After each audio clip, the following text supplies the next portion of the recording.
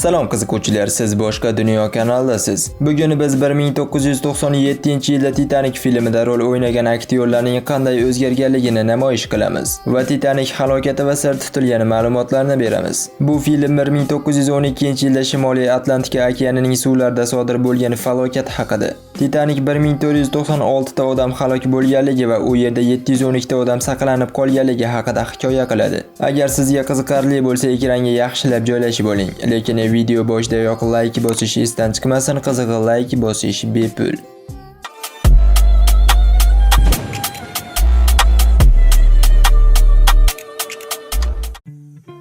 David Buchanan rolini aktrisa Frances Fisher ijro etgan. U o'sha paytda 45 yoshda bo'lgan, hozir esa 69 yoshda. Thomas Andrew rolini Victor Gayber o'ynagan. O'sha paytda 48 yoshda bo'lgan, hozir 72 yoshda. Old Rose, ya'ni Rose'ning keksalik rolini Gloria Stewart o'ynagan. U o'sha paytda 88 yoshda bo'lgan va 100 yoshida 2010-yilda vafot etgan. 5-zobit rolini Lon Griff ijro etgan. Suratga olish paytida u 24 yoshda bo'lgan. Lon Griff hozir 47 yoshda. Rizzy Calvert rolini Cissy Ames ijro etgan. Film jarayonida u 35 yoshda bo'lgan, hozirda 59 yoshda. Archibald Christie rolini o'sha paytda Bernard Fox ijro etgan. Film suratga olinayotganda u 70 yoshda bo'lgan va 2016-yilda 89 yoshda vafot etgan. Cartenling rolini Alexandra O'Yen o'ynagan. U filmni suratga olish paytida atigi 9 yoshda edi va hozirda u 32 yoshda. Millioner John Jacob Astor rolini aktyor Eric Braeden o'ynagan. U o'shanda 56 yoshda bo'lgan, hozir esa 80 yoshda. Asosiy rollardan biriga ham keldik. Rosa Calvert rolini Kate Winslet o'ynagan. Film suratga olinganda u 22 yoshda edi, hozirda 45 yoshda. Jack Dawson rolini Leonardo DiCaprio o'ynagan. Kinoni suratga olish paytida u 24 yoshda bo'lgan, hozirda esa 47 yoshda. Ana endi Titanic haqidagi sirli ma'lumotlarga o'tamiz, marhamat. 1912-yil 15-aprelda tarixdagi eng yirik dengiz halokati sodir bo'ldi. Buyuk Britaniyada Nyu-Yorkka qarab yo'l olgan yirik yo'lovchi layner bo'lgan Titanic kemasi Atlantika okeanida suzib yuruvchi muz tog'i aysberg bilan to'qnashib suvga g'arq bo'lgan. Titanic kemasining tarixi ko'pgina sirli voqealar bilan bog'liq. Quyida ushbu afsonaviy kema haqida qiziqarli ma'lumotlarni keltiramiz. Titanic haqidagi birinchi film halokatdan 1 oy o'tib suratga olingan. Ushbu dengiz halokatida omon qolgan ayol filmda bosh rolni ijro etgan. Kema bortida 12 ta kuchuk bo'lgan, ulardan 3 tasigina omon qolgan. Bu o'sha itlardan birining surati. Titanicning qoldiqlari halokatdan 73 yil keyin topilgan.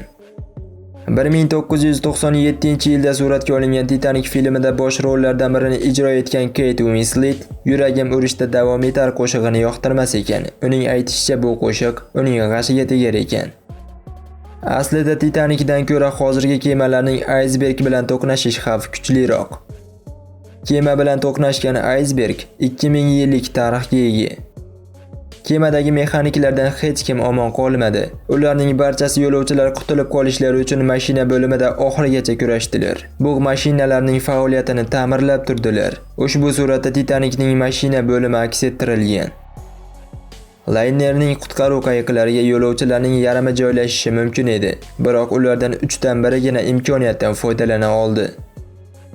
Titanicda 13 nafar kelin-kuyov asal oyi sayohatga otlangan edilar.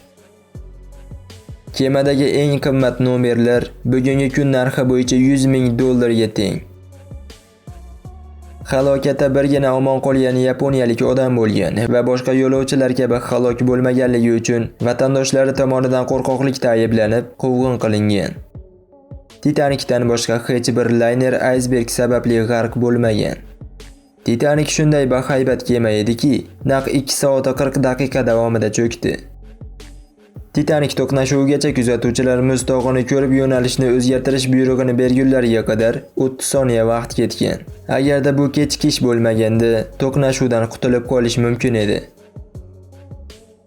Shunday taxmin borki, Titanik halokatining asosiy sababi muz sarob effektidir. Bu narsa kuzatuvchilarni chalg'itgan va halokatni oldini olmagan. Buni omon qolgan yo'lovchilarning ko'rsatmalari ham tasdiqlaydi. Ularning aytishlaricha, bu kecha yulduzlar juda yorqin bo'lgan. Kemadagi LA Kart restorani bosh oshpazi juda ko'p alkogol iste'mol qilganligi sababli Atlantika sovug'iga bemalol 2 soat bardosh bera olgan. 1997-yilda suratga olingan Titanik filmining byudjeti kema qurilishiga ketgan mablag'dan ham kattadir. Kema cho'kish jarayonida musiqachilar to'xtamay bir necha soat davomida musiqa chalib turganlar. Ularning barchasi halok bo'lgan. Layner shunchalik katta ediki, uning o'txonasiga ko'mir tashlash uchun 176 ta ishchi kerak bo'lgan. Agar videoni shu yergacha ko'rgan bo'lsangiz, demak qiziqarli bo'ldi. Shunday bo'lsa kanalga obuna bo'ling va bizni kuzatib boring. Eng sirli videolar sizni kutmoqda.